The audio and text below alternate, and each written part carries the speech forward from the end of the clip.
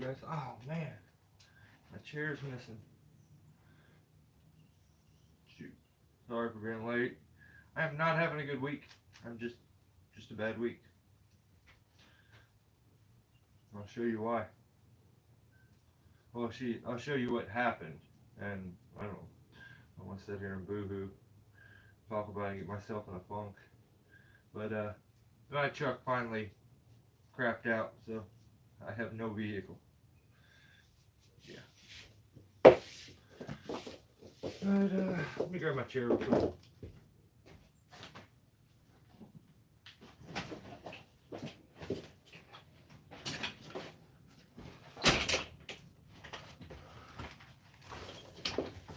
So in just a second, I will peek and see who all's here.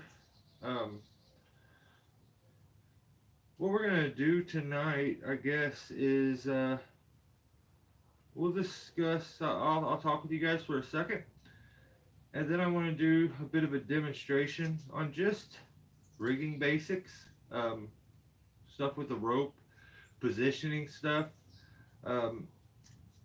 and I feel like some of it's just been lost in translation with some people, and just getting the most out of your rigging, you know, as far as strength, because a lot of times you're tied into the same spot you're rigging from, so you definitely don't want to be rigging it in any way that would weaken the tree you're on. So the mishap that happened, like I said, my truck has messed up. The transfer case went out.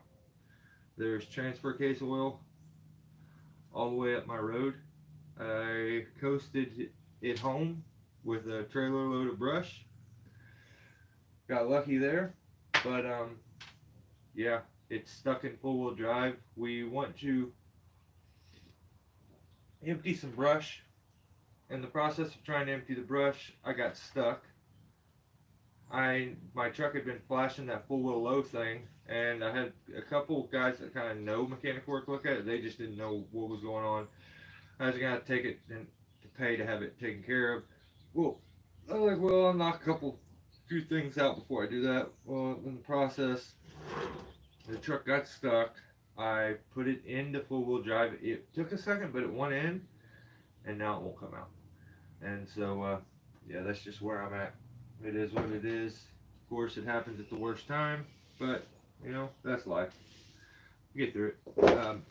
So now my shed is full of everything that was in my truck, which is a ridiculous amount of stuff. So there's just everything's here. You can see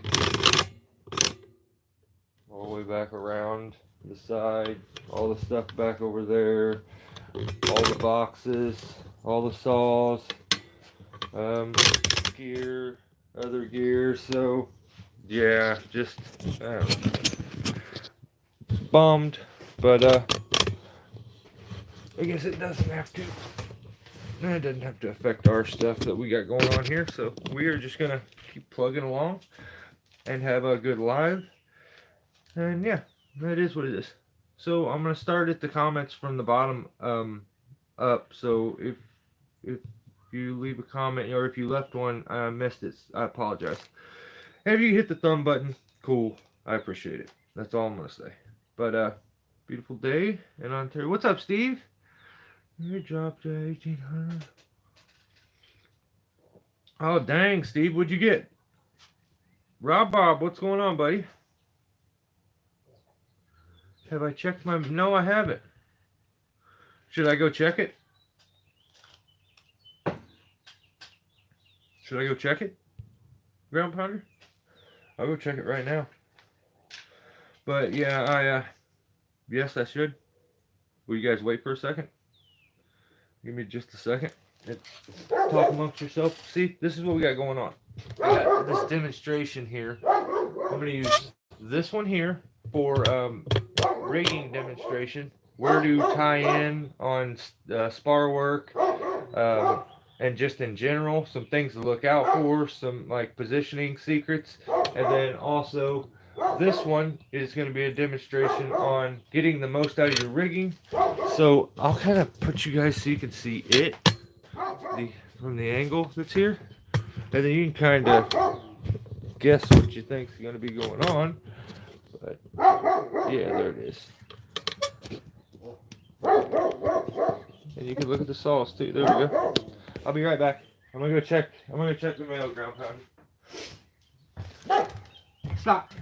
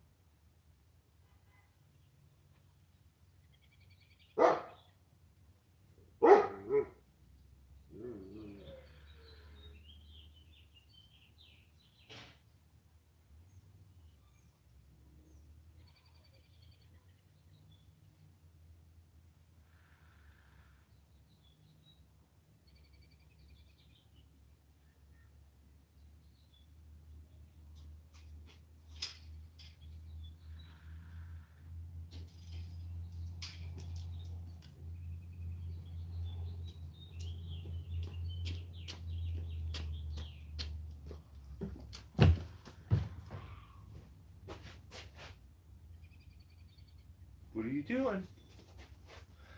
Alright. Bring you guys back over here.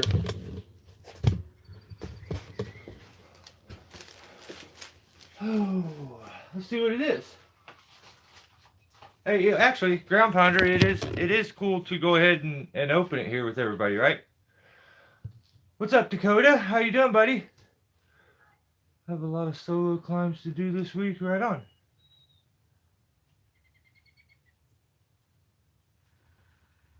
Absolutely. Okay. Right on.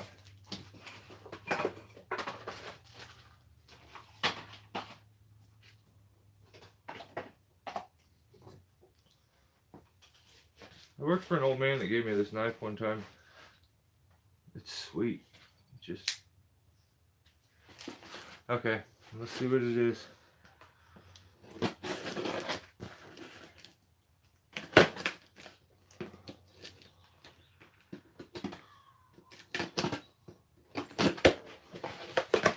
Oh, dude.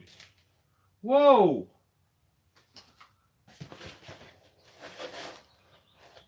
Ah. Holy smokes. You got me some bubble wrap. Thank you. No, that's not. Hang on. What's up, Jared? How you doing, buddy? Dakota, looking forward to the rigging demo. Always need. Yeah, right on. Cool. What's up, Billy? Alright, so check this out. Dang, man. Monty, stop! The thing I hate more than anything is buying mix, because I always run out of mix at the worst time. Dude, that is so awesome. That's so awesome. Oh, and what are these?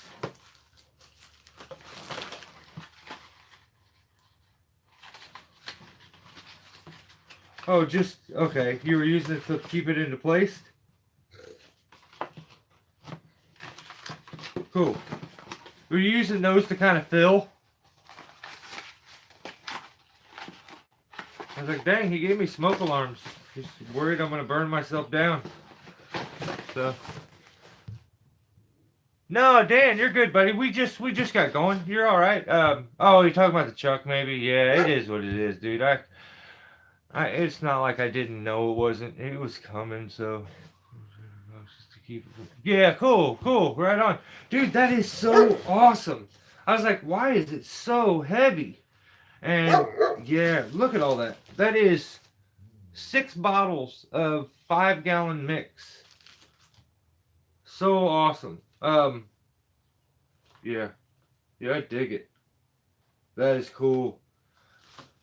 I usually mix my stuff by a gallon at a time, but I'll start doing like a 2.5 or something instead.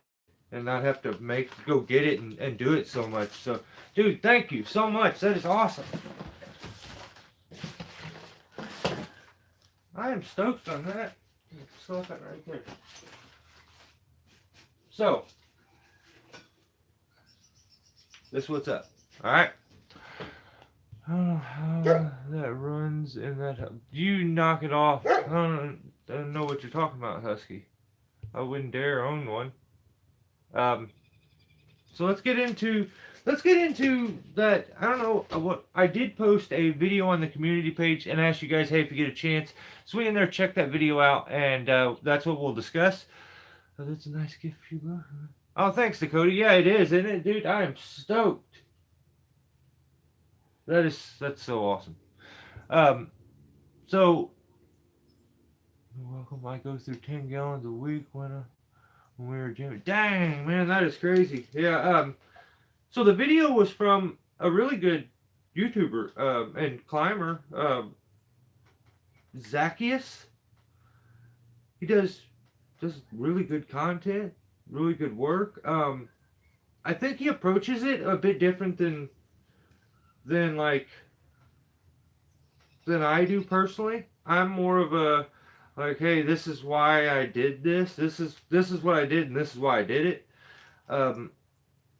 Where I feel like he's more informative, trying to teach you and explain as he goes. So like, I feel like a lot of people get a lot from his channel when they watch it. It's just a good kind of reference source because he's good. I'm just catching a couple comments. Yeah, Zach's good, isn't he? He's really good. I think he's top notch when it comes to that GRCS and using it in good situations and stuff. So during the video, there's just a few things that I'm just going to use it as an example. I'm sure nothing that we're going to talk about is going to be like a negative on him. It's just more a maybe experience thing. The longer you do it, you pick up these little tricks and little things that help and make things a bit safer. And some of it is just going to be opinion. Some of it is going to be a difference in my opinion to his. But I figured we'd use his video. It worked really good for what I was going to talk about, and he's got a good following and a good, like, a pretty big channel in comparison to mine. So I don't want to negatively affect anybody's channel when we do these. So I like to rather go for the big channels because, like, if I say something that maybe comes off not in their favor, I don't want to like stop their channel from growing and stuff. Like, that's not the point of all this. It's just an example there. So he started the video out by saying, okay, this is a video from months ago that I did, and I have since learned to fix a few of these things. When he was rigging the position of his lanyard and his climb system in comparison to the rings or the block or whatever it is you're using, he was putting everything below the rigging point. So when you do that, you're asking for trouble. That is a very bad thing, very scary thing. It can trap you because what happens is when you rig the piece, it traps your system. You can't get your lanyard out. If they run the piece really good, it could burn through your rope. And even if you're, on a stationary rope system, if it's right below it and the rope rubs against it going down the whole time, it could burn right through your rope and you come off. You could be using a moving rope system, and if it comes down and goes onto your system, then you can no longer move. A lot of guys, I feel like if they're learning and they're starting out, they're going to be more along those lines of being in a moving rope system and stuff. So you kind of have to think of it, just because you go SRT doesn't mean someone else won't be in a moving rope system. So he in the video had both below it. He has since said that it's the proper way to do it is for one on each. And I understand why he's saying this, one below and one above. He says to put the lanyard above and the climbing system below. I don't think you should put any of them below. They should all be above the rigging system. And if you have a concern of having those two together and that you could cut them both at the same time, you should use a metal, a lanyard that's steel core, because you could burn through it. If you're a moving rope, it'll get pinched. It's not a good thing. I understand why he thinks one above, one below. You can get the lanyard off, and he's on SRT and it goes against his rope. It won't pinch it to where he can't come down. So in some scenarios, you can like kind of get away with that a little bit and like go below with your climbing system and your lanyard, above it.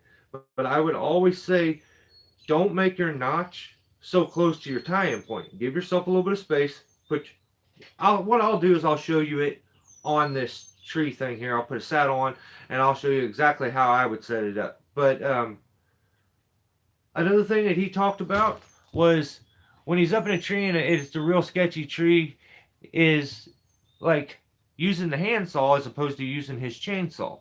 And there's another thing that I thought that too originally. It's safer to use the handsaw in these scary situations because, when you're out way up on the tips of something dead, you could use the handsaw and you get it put away, and if you dropped it, whatever, it's not as dangerous. I've been up there so many times doing that, I've realized that's not the case. It is not safer to use your handsaw, in my opinion. When you're up there using your handsaw, let me show you a difference in two saws here. So what we'll do is I'll grab a saddle out real quick.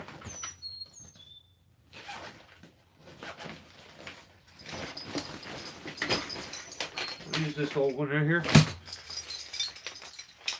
And so you would just need, I think a real important thing for a climber is to have a really quick setup for your chainsaw. A way that you can grab your chainsaw and hang your chainsaw up as quick as possible. That should be something that you work on and dial in and get to where it's like second nature for you. And it will help you immensely. Like, it will help you so much if you do that. So, one thing I'm just going to show you is the difference between one top handle saw to the next one. Now, if I'm about to go up in some big, like, massive canopied tree, it's all over the place, big wood, this, that, I'm probably going to take my 201 or a 200T behind me. You want the power. You don't mind the extra weight, So, let me show you something with the 201. Now, the 201, I always carry a saw lanyard. Flip it on. All right. So I don't have some big fancy Cara tool or the exporter from Rock Exotica. Mine has always been this way, and this is all I do. Now I've broken the gate on these, so now it's just a hook. Every saddle has these.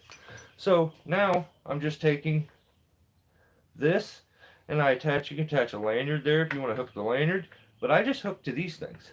So every time I finish cutting, I just reach over and I hang it up. Then when I want it, I grab it, pop it off. I have had my saw pop off that maybe one time ever. So one thing I wanted to show you is the difference between having the 201 hung and on my saddle. See how it hangs sideways against my leg? It's a trickier one to hang up. I have to roll my wrist in and then hang. So let me show you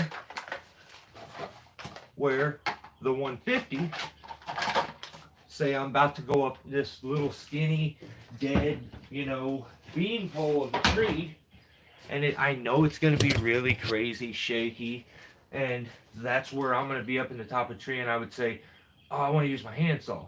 Let me show you something with the handsaw. As you're using it up there, you're moving like crazy. unless you're some special handsawist, when you're using a handsaw, you are moving 10 times more than you would be using a chainsaw. Deliberately, very slowly. The biggest movement when you're using a chainsaw is when you start it. That's it. So, look at this. Look what they've done with the 150.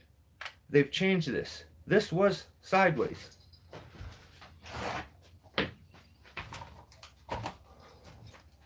See? The clip was sideways. Now the clip on the 150 is turned the other way, which allows it to be a much, much easier hang up on the saddle.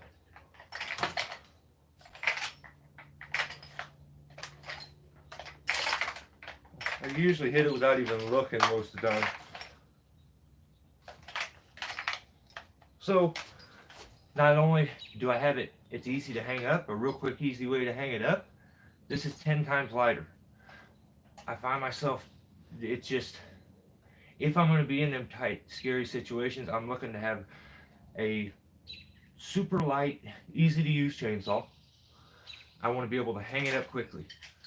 I think using a handsaw out on precarious little situations like that, where you're worried about it wiggling and movement, is not not the plan. Like you move way too much, and the tree gets to rocking like crazy, and that's just one thing I wanted to kind of let people know. Instead of you having to learn it from experience and being out there and being like, well, it'd be easier to use my handsaw. I've done that a billion times, and before you know it, you've got the tree rocking like crazy because you're using your handsaw instead of a chainsaw, which would be much easier. But you run into the same, you get the same things, the benefits if you're just able to hang that thing up quick. So that's that on the for the handsaw thing. That's one thing I just wanted to discuss. I have a difference in opinion when it comes to that. I don't think a handsaw is the right thing when you're in those tight situations. If you can think of it before you leave the ground, but I've just never liked it. I don't like using a handsaw in those situations. So let's get into doing getting the most out of your rigging. So I enjoyed I enjoyed his content. He's a different breed. Really humble, nice dude. Yeah, he is. But you can tell. I'm gonna jump ahead. Just like cutting it with a saw, I watched my climbing line burn it half once. Yeah, see, Dan knows. You can burn straight through your stuff, and it's so easy to do with a moving rope when a rope's moving, especially some of them big bull ropes and stuff. There's so much surface for it to burn it really quick. All that extra weight and speed built up. I've had my steel cord rigging line land on it and burn the outer sheath, but didn't do anything. Yeah, see, those are those scary situations. There's no sense in taking those chances. So, the pencil carry tool is nice, cheap option. I have that on my other saddle, but I use it to hold everything else. I am so like it's perfect. It keeps my saw really high up on my hip, and it's just what I got used to, and I've always stuck to it, and I just never seen the reason to like the carry tool. You got to press that flapper down to get it out, or you got to break the gate off. That's the only thing I don't like about it. But you can kind of use your thumb, press against it. But yeah, I'm gonna try to catch up here on comments. I used the Rocky Side. It was expensive, but it seems to work well. Cool. I actually got rid of my steel core lander, and I am looking forward to getting a new one in the future. Yeah, I'm seeing. You guys check out Jake with Guilty of Treason. He's selling one right now on his store, Sappy Supplies. And I don't know, they may have one at Gap. You guys could check. But yeah, that's one thing you could check. He's got one now that's malleable. It's real easy to tie knots and stuff, but it's still a steel cord. So you get the flip and all the mobility of like a regular lanyard, but with a steel cord. Yeah, and the good thing, Dakota, about that system there is it's free. You know, you don't have to go buy a tool. You just break that gate off one side, and you're set. You know, all saddles come with that. So, you're like an actual good climber. Nowadays, everybody's just a YouTube. Yeah, there's a lot of there's quite a few YouTube climbers, but it is what it is. Sometimes it's just I don't know. That's what I feel like YouTube gets in the way of wanting to it's like teach somebody and like show your skills and so you like shine your own wheels sometimes when it's not needed. That's my own opinion, but that's YouTube for you. Yeah, I'm getting the current steel core ASAP. That's cool. Yeah, that's the one, JK. Yeah, you're right. Yeah. Yep, you're right.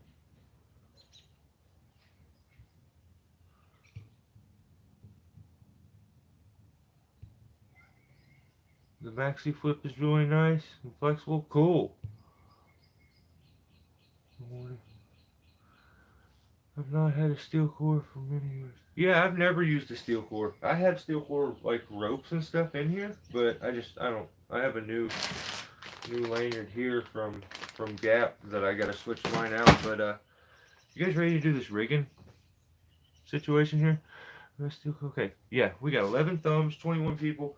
Let's do this rigging demo and just get straight into that. So all trees and all solutions. What's going on, buddy?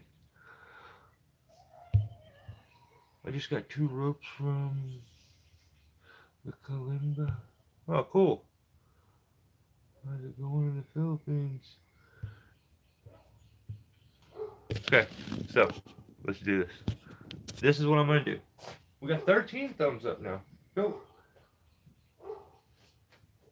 I need to figure out a spot to put you guys so I can get all these bends and curvatures that are in this piece. Like, I went and walked the railroad tracks for quite a while before I found the exact chunk of wood that I thought would work. So now I've got to figure out where to put you guys to make this work.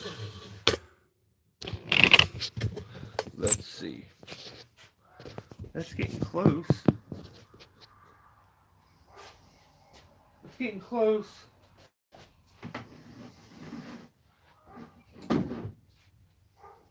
How are we looking there? That's pretty good. Yep, we're gonna go with that. So the only problem is you don't see this crazy bend down there. Now this bend is much worse than it looks in the camera. So you get out on a limb or a tree.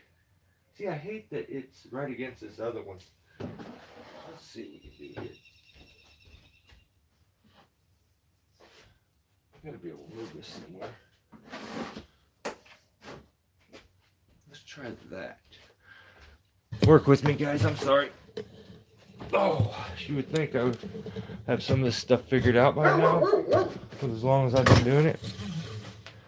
But I don't.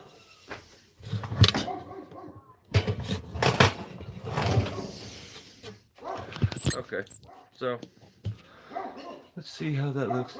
They look pretty good there. What I'm gonna do is I'm gonna shut my door. Oops. Shut my door. I'm gonna take some light. Shut it right over here. Oops.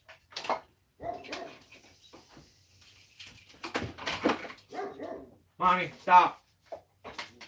Okay, so where are you guys at? This is gonna have to work. All right. So this is what we got.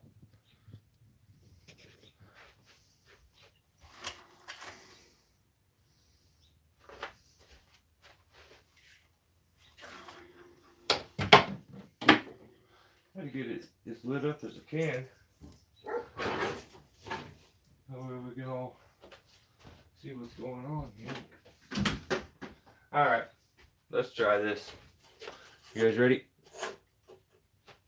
Okay, so now we have this. Now what I've seen in the video, now let's say we're out on this piece here, this weird crazy bend.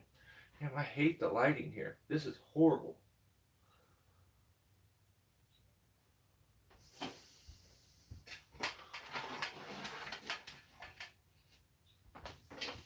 that any better? Yeah, it's a little better. Alright, so now let's say we're rigging out here on this. Now the way you would do this and you would get to get the least out of it would be to rig solely off this. Now I'm going to use speed line straps, and normally these would be rigging rings. So we used to rig solely off that, and I was to grab this, and we're pulling like here, and we rig a piece down. Say we're rigging this one or this one here, and we go take it.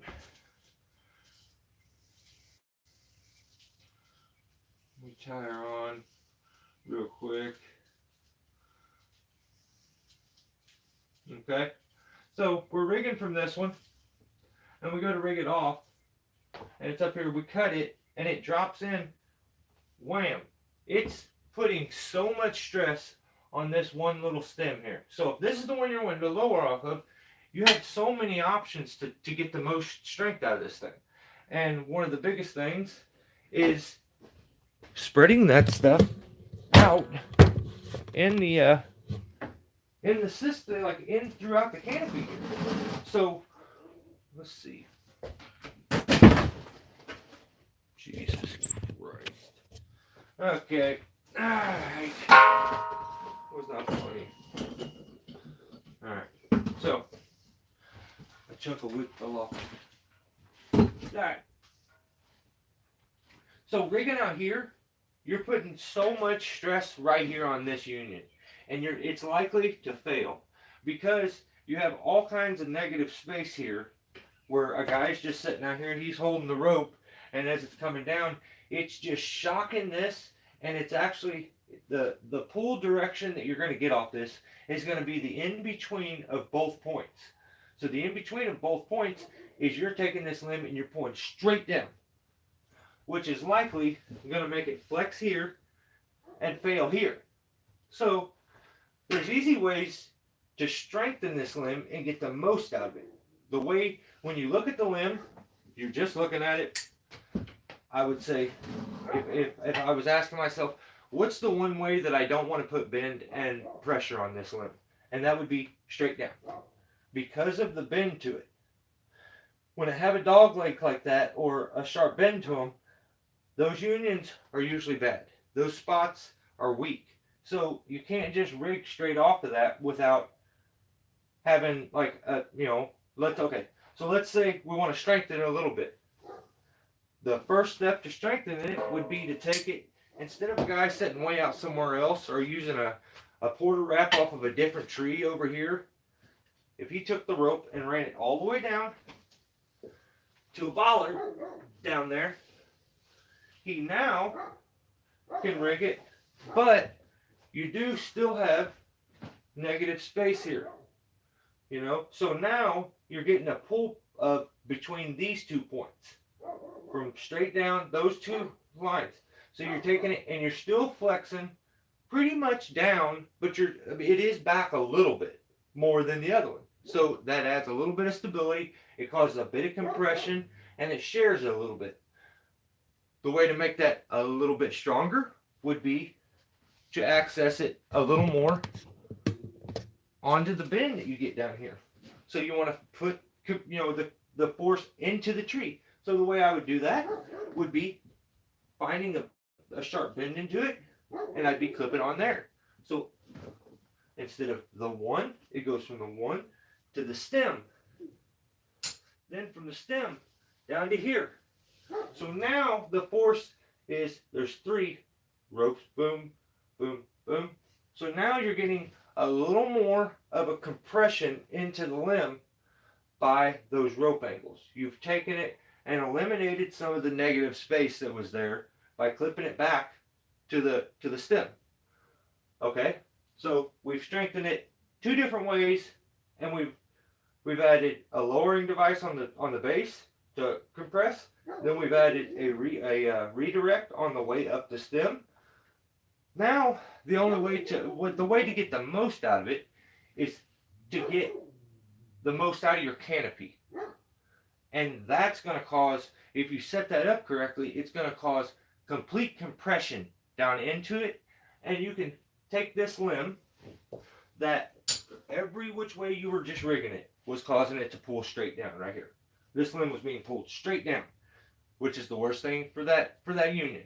Now, when we spread that out, I can change the direction of pull on this limb and no longer have it pulling down, but actually have it pulling back. So the way to do that would be to take and go over to here, to this union, back over here. So now we're clipped in there. The rope angle is going from your first one here, straight over to this one, then down to your redirect that you got here, then to your lowering device on the base. Now look at your rope angles. So you're taking this limb that was pulling straight down, and now if you watch, it's going to take and it's going to pull the limb back to this point. It's going to actually bend it a little bit, but see, this limb goes like this. So I still don't think that's the strongest. The way to get it and have it be the strongest is to pull the opposite direction that would be negative to that limb. So to get the most out of that limb, I would want to be pulling back at it. Okay? It's going this way, which the force is pulling down. I would want to be pulling back. I'm kind of pulling a little to the side here. But this one is giving me perfect alignment for my redirect on the base. So that's where I would put an additional one, which would be this one. So I'll take all this off and I'll show you the way I would run that. From the original one here, I want to pull back on it. Pulling sideways to this one was good. It strengthened it. It helped a lot. But it's still pulling a little sideways and it's not giving me the most. This one back here will give me the most. And I don't know if I even have that one actually in the camera. Yeah, just barely. Okay. So this one right back here is going to give me the most, and that's what I want. I want to get the most out of it. So I'm going to go for my my lowering point, which is usually you choose the lowering point. Where can I lower stuff and have the easiest access? You know, sometimes you only have one spot to set stuff. So you've picked your lowering point. Now you're looking to strengthen it. So from that one, I would run back to the original, or to the high point, okay, on this one. So now it's pulling back on it. When it compresses, when the weight drops from this section here down into this, it takes these two limbs and compresses them. So going a little higher actually gives that back pull. If I went straight to the side, it almost did that kind of twist. So then if you look, the limb here kind of goes out a little. So to strengthen it, I back it up a little lower to cause full compression into it instead of back on it to this one here. So now we have this perfect rope angle of the piece up to our lowering point, back over to here. Now look, even the lanyard is the clip is way over here now. It's already pulled itself way over to here when it was over here because of the rope angles. We've now changed all that pulling and all that force and all that impact from being way out here on this little stem to throughout the canopy. So then from this one, we go straight down to our redirect that's on the stem, on the bend of the stem, and then from the stem, we go down to our bollard. Now we have max strength out of this. I don't think you get any stronger, in my opinion. But yeah, that would be, if this was, I'm out on this little noodly stem, I want to get the most out of it. So more than likely, I wouldn't tie in necessarily to the one I'm lowering off of, if I can avoid it, I would probably choose to tie into this one, which then I would tie in right above it, and it works as the secondary to strengthen the first, and then the third strengthens the second, and then the fourth does the third, and aligns it to get it down to the bollard. Having a redirect on the stem to align your rope with the bollard can help out a ton. It's a big, it helps a lot. So you don't get them weird situations where you're putting this crazy bend in the rope, or the rope slips out if you're using like a bollard as opposed to a quarter wrap. And it just keeps everything nice and tight, and it doesn't, the piece is swinging, not necessarily gonna like snag the rope as much as they normally would and stuff like that. So I am going to sit here and answer like any questions that you have, and then I'll show you. Hang on, Monty, lay down. Then I'll show you how what I'm talking about with working on a spar as far as tie-ins and stuff like that. Ground Pounder, you seem like you about got the rigging figured out. You ever watch Cajun Tree Cutters? Yeah, YouTube is like pushing them like crazy. Like they keep wanting me to watch it, so. Tree and Lawn Stewart. Yeah, I'm doing good. Oh, what's up, Tree and Lawn Stewart? What's up, buddy? Philippines is a summer country. All right. I'll be scared of coming back. Kidney less going to the Philippines. Definitely. What a power saw.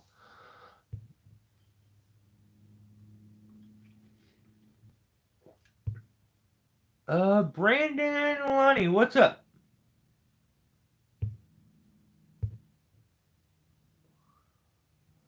You guys see me that stupid stuff fall. I'm just trying to catch up on some comments. So one more at the first union, and I'm ready.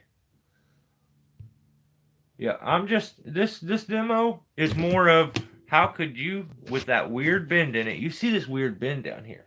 There's a little chunk, and it shoots off dog legs like crazy, and then arcs back up, and then this one arcs out. But this is usually going to be your better lowering point. It's not on the stem. You don't got to fight the ropes all down, and it doesn't lower right on top of the guy at the bollard over here. It gives you a nice lowering point. So I understand wanting to use this one, but it's the setting it up and going from this one here where it was pulling straight down here. We changed that direction, so now it's taking these two and compressing them, and while these two are compressing, these two are compressing, and it's shoving a bunch of the strength down the stem to the bottom. So we're just going down the redirect and compression. Yep. That's making tension without the high point. Good. See, a lot of you guys understand it, but I think it just doesn't click for a lot of people. I feel like they think they can throw a limb over or a rope over a limb and it's just gonna work, and it's not that simple. Sometimes you're gonna be in those situations where you're worried about it failing if you got a rig. Well, if you have this knowledge and you're able to get the most out of it, at least you're on the safest. You're doing the safest thing possible. You're strengthening it and using it to its full max. If it fails, then it was just meant to fail, But that's kind of that gamble you take. So the top tie-in is seeing two legs of rope, which means is seeing the load of both ropes combined. So the top tie-in is seeing two legs of rope. No. It's one leg of rope running through the whole thing. You're just changing pulling directions on the rigging points. So by backing it up and redirecting, you're changing the full like the pull direction and the force where it's coming from. So you're causing compression as opposed to like tension.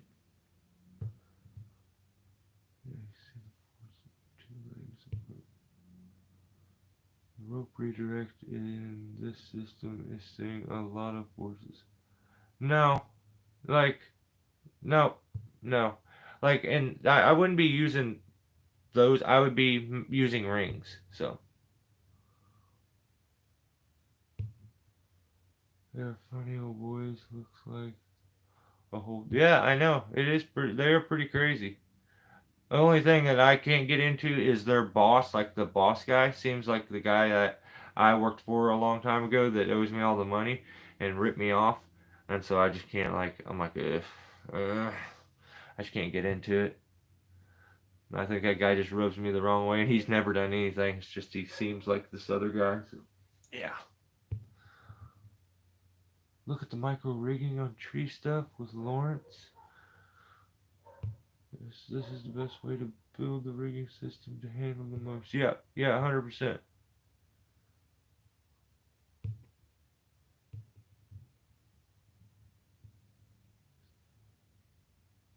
Okay, so now what we should do is use this other stem here, and let's do what I was talking about with when you're getting set up with your tie-in points and stuff. I think I have my rope bags right here, so I can grab a rope, grab a lanyard. Or actually, I won't grab a lanyard, and I'm actually going to use. I'm just going to use a ring or a speed line strap actually to do this because it's just not necessary to get my rings and stuff out to do this unless you guys like want to see the way I anchor, but I mean other than that. So if I reset, and this is my rigging point, I get my rigging point set up. Let's see.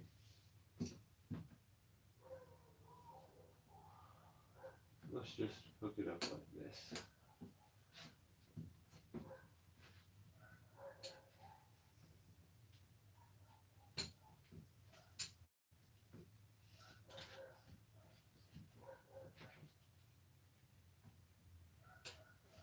Okay, so there's your rigging point right there. I'll be rigging off that. So if I'm up there, I also want to grab my rope, my rigging rope. If I'm up there, I definitely want, sometimes a guy would be using like a friction saver or a cambium saver, or let's say that he is running running an SRT. I mean, there's going to be a little bit of difference between, but it's not going to be a whole lot. So I'm not even going to get the saddle back out, but I'll just kind of explain the setup here. This is our rigging rope, still got the piece on it. We'll just leave the piece on. So if it's there, got it up here. Just set it up here for now. And we'll drop the piece down in just a second. But if I'm here, if I get tied in right below, what could happen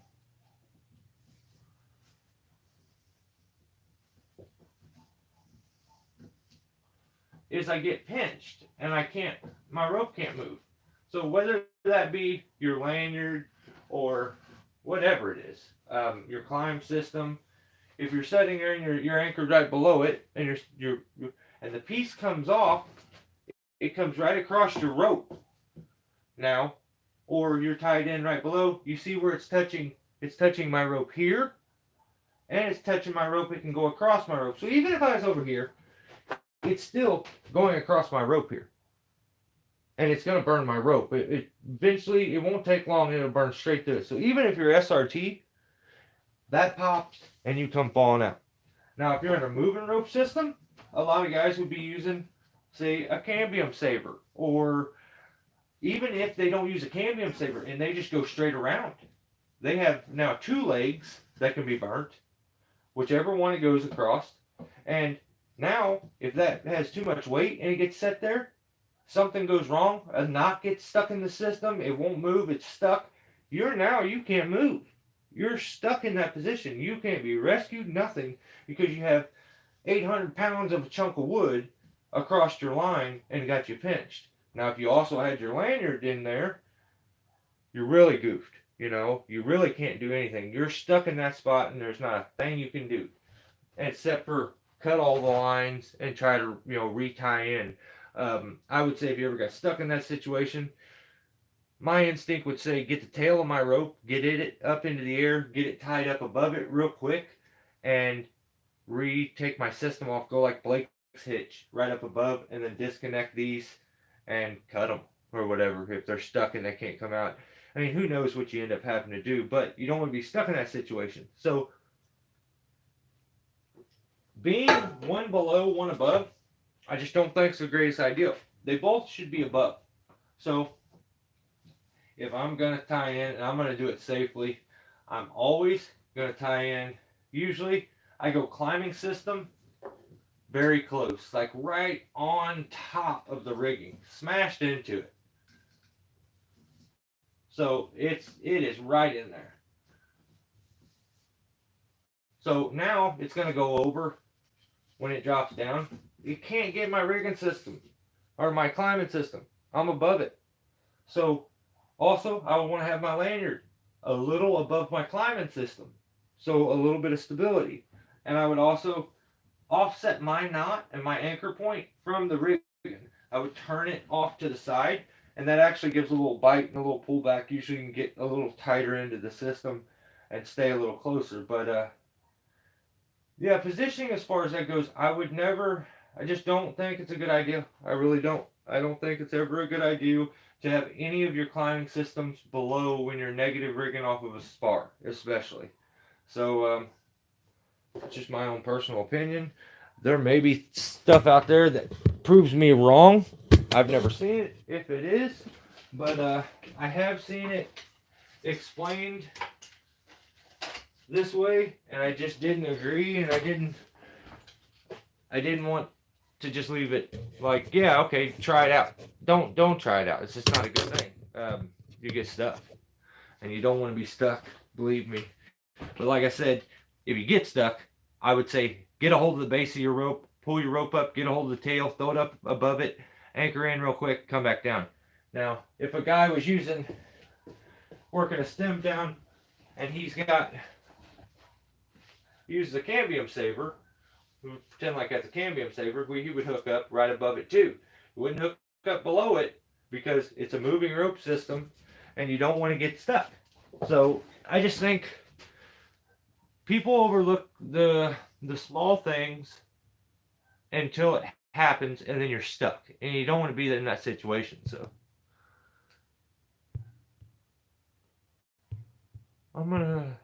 should be a 500 arm breaking face smasher. All right, so what else was I going to talk about? I think I forgot. I think that was about it, actually. Let's see. I had some tips.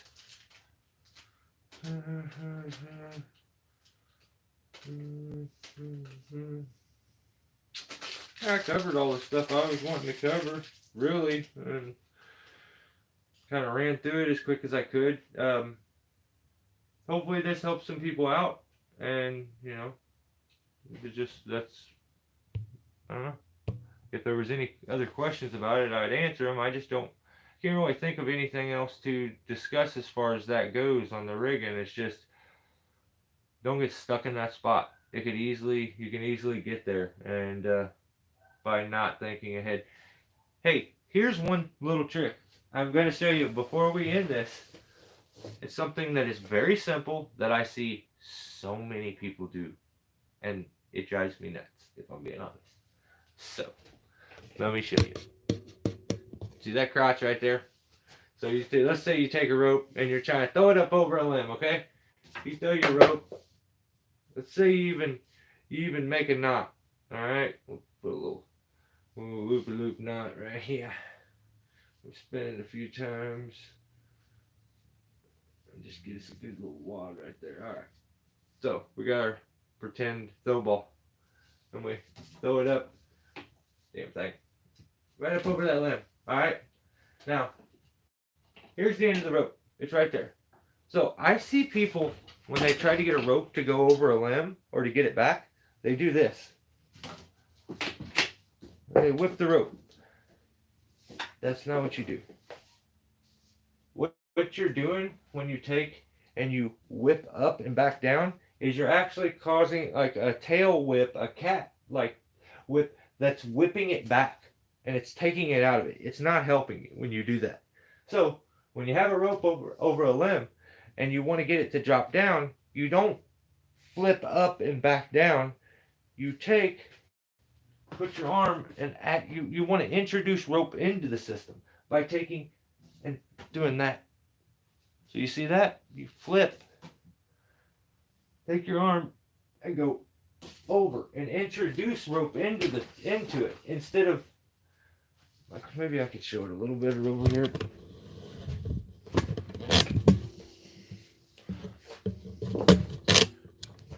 So it's right here. Now if I was to take that and do like normal people do, they whip and they're whipping at it and they're like, it's not going down, it's not going down. Because you're actually when you whip and pull back down, you're taking rope away from the system. How can it move? You want to take your arm, and I want to get a good angle. That way, this is like you understand what I'm saying here. So you want to get your arm into it, and you get a good loop, and you want to introduce rope into it. Did you see that coil of rope, that loop of rope, head towards the knot, and it drops down? Add a little bit more rope. You don't want to do a big, huge loop, but just a good enough one to introduce some. So now you got it all the way there. You could easily get this rope back too. A little trick. Right after you get it to there, then you just take your rope and you put a loop and you wrap it a few times and then pull it over yourself. You can anchor it off, all that stuff. But that's just a little something that I see people do all the time.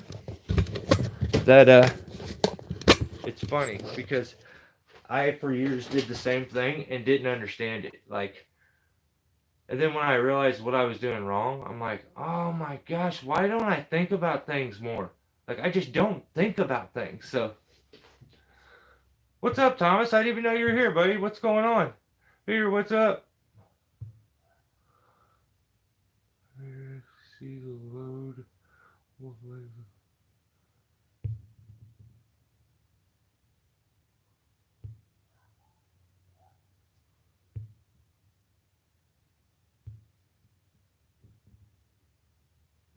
Like rolling the fly line. Yeah, pretty much. Yeah.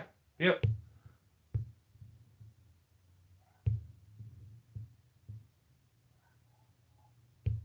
Naps are required. Yeah. But yeah, that's just a little tip. It's one of them little tips that I think, even if it was something that you just learned, as a man, you probably would never admit, like, holy cow, he's right. You don't have to either, because it's one of them things where you're like, why didn't I think of that? Like, why did I ever whip it the other way? And that makes no sense. Why would I do that? I did it too. I spent years doing it. So, guys, I'm not gonna have a real long live feed this time. We are 1 minute from hitting an hour. We're just gonna use this one as a bit of a learning thing. You know, that maybe the example worked. If anybody has any questions about anything that we discussed, I don't mind going back over it or giving further detail if I need to. Um, I'm definitely not just trying to, I'm not trying to show everybody like how to do stuff and like try to teach, but I do want to touch on like safety stuff that if you're going to do this and if you're going to do this, you are going to find yourself in these situations. It is going to happen eventually, unless you just get lucky. But 99% of you are going to find yourself in these situations, and I just kind of want to make sure that you're equipped to get yourself out of it or prevent it from happening, because you didn't have to make the mistake. You let some silly hillbilly from somewhere else in the United States do it for you. And yeah, so as always, you guys are awesome. I appreciate it. There's 17 people, 17 thumbs up. That is wild. Um, Ground Pounder, thank you so much for the package, dude. I forgot about that. I just looked over and seen the box. You're the man. It's back here glowing. You see that? But yeah, if I can help anybody, let me know. Um, if anybody wants to come and buy me a what do they call them things? A transfer case, yeah, and put it in. You can let me know because that would be cool. If not, I'll just wait and have a mechanic do it on Monday. But you guys are awesome. Thanks again. I appreciate everything.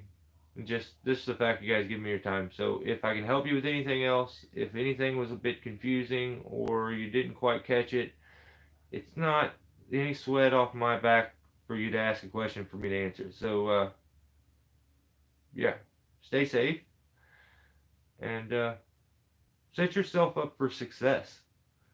I know that situation that's set up there when it comes to the rigging seems overkill, but it's not. It's not. Maybe not all them redirects was necessary to set that up. But I wanted to show you with that structure, that specific structure of that little setup, that's how you would get the max out of it. And a lot of times I sit on the ground before I ever go up and I think, how am I going to get the max out of this? How can I set it up so I can rig bigger and get done quicker and make it structurally sound? And I a lot of times am trying to find a different stem for me to tie into because if at all possible, I try not to tie into what I rig off of. But sometimes you just get in those situations and that's just what it is. But you know that your failure point, you find the weakest point, the potential failure point, and you don't tie into that one. You tie into the one that seems to be the strongest. Always be above your rigging points and enjoy it. Have fun. Um, but be safe. You guys are awesome. Thanks for hanging out, and I will catch you the same time every week for as long as I can do it. I get a lot of tools in here. Yeah, if you guys got an idea for any other demonstrations as far as rigging, climbing, stuff like that, I have everything in this room right now. I will do another live feed if you want. Let me know. I'd gladly do it. I'm having a bit of a creative block right now when it comes to doing the actual normal edited videos, so to keep the content and stuff up. If you guys want me to do a couple more live feeds or something, maybe I can. But stay safe. I'll catch you next time. Thanks for hanging out, and be careful.